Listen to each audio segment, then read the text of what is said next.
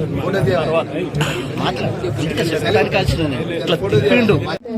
శాసనసభ్యుడు అడ్డూరు లక్ష్మణ్ కుమార్ గారికి, మరియు చెన్నూరు ఎమ్మెల్యే మన వివేక్ వెంకటస్వామి గారికి, అలాగే గురువారెడ్డి సార్ గారికి, మన ఎంపీపీ గోనమల లక్ష్మి గారికి, సర్పంచ్ రాజవ్వ గారికి, అదేవిధంగా ఇక్కడికి వచ్చేసిన ప్రతి ఒక్కరికి, వివిధ గ్రామాల నుంచి వచ్చిన సర్పంచ్లకు, గౌరవ ఎంపీటీసీలకు నా హృదయపూర్వక ధన్యవాదాలు.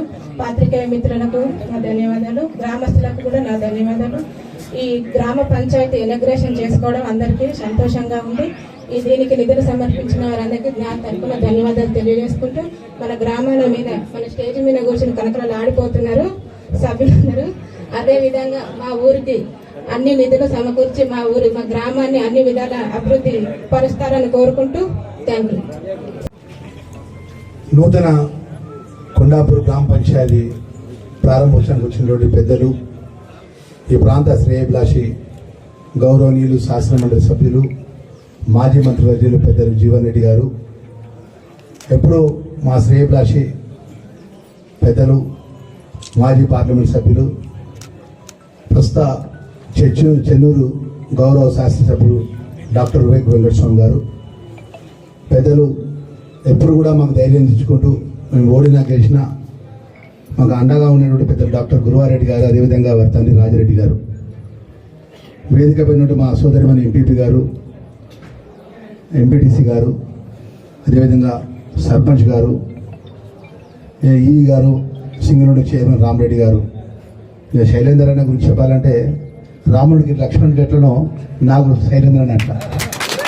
ఏ విషయాలలో కూడా ఎంత ఇబ్బంది ఉన్నా, ఎన్ని కష్టాలున్నా, అప్పుడప్పుడు కోపం వస్తా కూడా అన్న అట్లా కాదు, మనం చేసే పని చేద్దాం, ప్రజల మధ్య ఉందామని చెప్పి ఎప్పుడు కూడా నాకు అండగా, నాకు అన్ని విధాలా కూడా ధైర్యాన్ని ఇచ్చినటువంటి మా శైలేందర్ రెడ్డి, పిసిసి సభ్యుడు, మండల కాంగ్రెస్ పార్టీ అధ్యక్షులు, అదేవిధంగా ఉప సర్పంచ్ గారు, గౌరవ వార్డు సభ్యులు, వివిధ హోదాలో ఉన్నటువంటి పెద్దలందరికీ కూడా, ముఖ్యంగా కొండాపూర్ గ్రామ ప్రజలందరికీ నేను చేతులెత్తి మనస్ఫూర్తిగా నమస్కారాలు తెలియజేసుకుంటున్నా. ఎందుకంటే 2009 నుంచి ఇక్కడ శాసనసభ్యుడిగా కాంగ్రెస్ పార్టీ అభ్యర్థిగా ఓడినా గెలిచినా కూడా ఈ ప్రాంత ప్రజలు, ముఖ్యంగా ఈ గ్రామ ప్రజలందరూ కూడా నన్ను ఆశీర్వదించిండ్రు.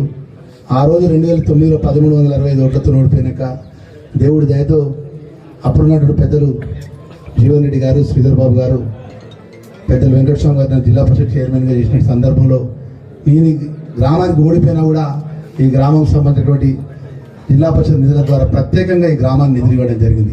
ప్రభుత్వం ద్వారా గత ప్రభుత్వంలో వచ్చినటువంటి నిధులు కానీ, అగ్రిమెంట్లు కానీ అన్ని నిలుపుదల చేయమన్నారు.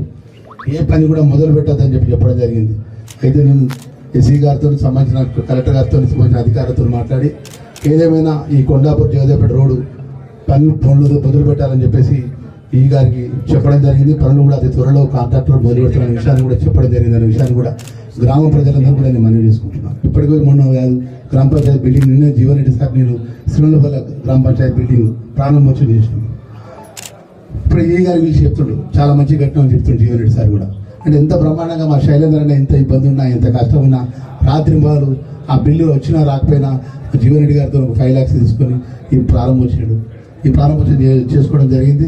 అది మా చేతులగా చేసుకోవడం అనేది కూడా మాకు కూడా వారు ఇచ్చినటువంటి అవకాశంగా భావించుకుంటూ, ఏదైనా మిగిలిపోయినటువంటి గ్రామంలో ఇంకా ఇతర సమస్యల విషయంలో కూడా మీకు వింటుంటామని కూడా ఆ పాలక వర్గానికి, అదేవిధంగా స్థానికంగా ఉన్నటువంటి మా శైలేందర్ గారికి, డాక్టర్ గురువారెడ్డి గారికి చెప్పుకుంటూ, మీ లక్ష్మణ్ కుమార్గా ఎప్పుడు కూడా నా 129 గ్రామాల్లో మొదటి పని ఏది ఉన్నదంటే కొండాపూర్ నుంచి మొదలు పెడతానన్న విషయాన్ని కూడా మరొక్కసారి సవినయంగా మనవి చేసుకుంటూ నేను సెలవు తీసుకుంటున్నాను.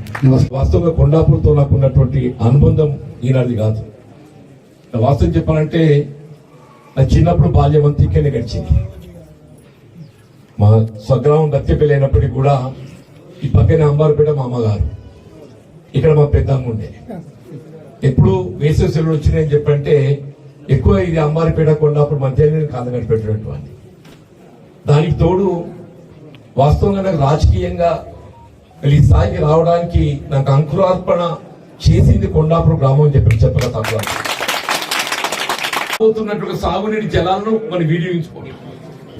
ఈ ప్రాణహిత నది జలాలను మళ్లింపు చేసుకొని ఉత్తర తెలంగాణ ప్రాంతం కరీంనగర్ నుండి ఏదైతుందో మన చీవేల వరకు ఏదైతుందో సాగునీటి సౌకర్యం కల్పించబడే విధంగా ప్రాజెక్ట్ రూపొందించింది బాబాసాహెబ్ బిఆర్ అంబేద్కర్ గారి పేరిట.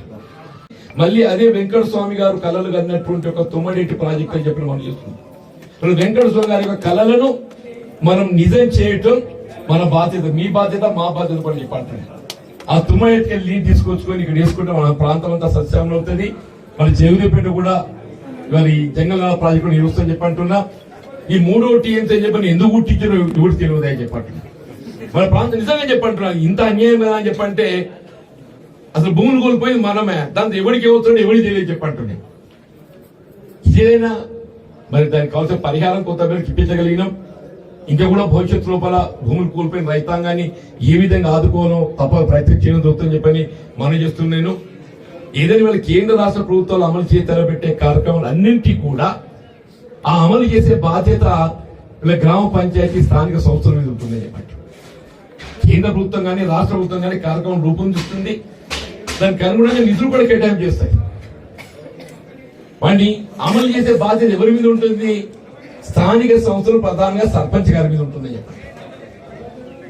స్వర్గీయ రాజీవ్ గాంధీ గారు ఏదైతుందో గ్రామ పంచాయతీలకు కేవలం ఎన్నికలు నిర్వహిస్తేనే సరిపోదు, ఎన్నికల నిర్వహణతో పాటుగా నిధులు విడుదల చేయబడగలిగినప్పుడు మాత్రమే వాళ్ళు అనుకున్న పని చేయగలుగుతారు. దానికి అనుగుణంగా వాళ్ళు యూపీ చైర్పర్సన్ సోనియా గాంధీ గారు ఏదైతుందో మరింత ముందుకు పోయి ఇప్పుడు అభివృద్ధికి దోహదపడటంతో పాటుగా గ్రామీణ ప్రాంతంలో ఉండేటటువంటి నిరుపేద వ్యవసాయ కూలీలకు ఉపాధి కల్పించాలి. నిజంగా ఆమె ఆలోచన విధానం యావత్ భారత జాతి ఇంత మంచి గ్రామ పంచాయత్ బిల్డింగ్ కి మన జీవన్ రెడ్డి గారు, నేను ఈ ప్రాంతంలో మీరందరూ కూడా 2009లో నాకు ఎంపీగా గెలిపించినప్పుడు సార్ కూడా ఒక కీలకమైన పాత్ర వేసినారు. ఆ రోజు చాలా చోట్ల వచ్చి ఎందుకు ఆ రోజు ఓటు వేయాలి కాంగ్రెస్ పార్టీకి, ఎందుకు గెలిపించాలని చెప్పి జీవన్ రెడ్డి గారు చాలా చోట్ల కూడా మంచిగా క్యాంపెయిన్ చేసి ఎప్పుడు కూడా నేను జీవన్ రెడ్డి గారితో అంటే వారు మా నాన్నగారి స్నేహితులు, నేను వారికి ట్యాగ్ ఆన్ చేస్తుంటే ఎక్కడ పోయినా కానీ నేను ఎక్కడ పోయినా కానీ ఒక మంచి విషయం జీవన్ రెడ్డి గారి దగ్గర నేర్చుకునేది. సాబ్ అప్పుడు హుస్నాబాద్ జారేది యాదే మీటింగ్ పోయే ముందు వారు నేర్పించినారు అనమాట. ఎప్పుడు కూడా మీటింగ్ లో నుంచి మధ్యలో బయటికి వెళ్ళదు ఇస్తున్నట్టు. సో మీ రోడ్ల కోసం కూడా మా లక్ష్మణ్ గారు, కుమార్ గారి తరఫు నుంచి, జీవన్ రెడ్డి గారు పెద్దల తరఫు నుంచి మేమందరం కూడా మీతో ఉండి పనిచేసి ఈ ప్రాంతానికి మంచి అభివృద్ధి చేస్తామని చెప్పి మీ అందరికీ విశ్వాసం ఇప్పిస్తూ, మొదలు నాకు మీరు 2009లో ఎప్పుడైతే నాకు అప్పుడు గెలిపించినారో తెలంగాణ ఉద్యమం తీవ్రంగా ఉండే, అప్పుడు మేమందరం కూడా పాల్గొని తెలంగాణ సాధించుకోవాలని చెప్పి సాధించుకోవడం జరిగింది. అప్పుడు కూడా లక్ష్మణ్ కుమార్ గారితో కలిసి ఎన్ని నిధులు మన ధర్మపురికి ఇవ్వాలని చెప్పి ఎంపీగా నేను చేయించడం జరిగింది. మన రాఘవపట్నం బ్రిడ్జ్ కూడా ఆ రోజులలో కష్టంగా ఉన్నప్పటికీ కూడా నేను అక్కడ మినిస్ట్రీలో కూర్చుండి అది శాంక్షన్ చేసి పూర్తిగా చేయడం జరిగింది. Rayapatnam to Godavari bridge. So ఇవన్నీ కూడా మళ్ళీ మంచి రోజులు వస్తున్నాయి. మీ అందరికీ కూడా మంచిగా పనిచేస్తామని చెప్పి మీ అందరికీ విశ్వాసం ఇప్పిస్తూ, నాకు ఈ సమయం సార్ ఫోర్స్ చేసారు జీవన్ రెడ్డి గారు, నువ్వు రావాలి ఇవాళ ఎట్లన్నా, ఇంత దూరం వచ్చి నువ్వు రాకుంటే ఎట్లా అని చెప్తే లక్ష్మణ్ కుమార్ గారు మొదటి నుంచి చెప్తున్నారు ఒక ప్రోగ్రామ్ పెడితే సార్ మీరు రావాలని చెప్పి.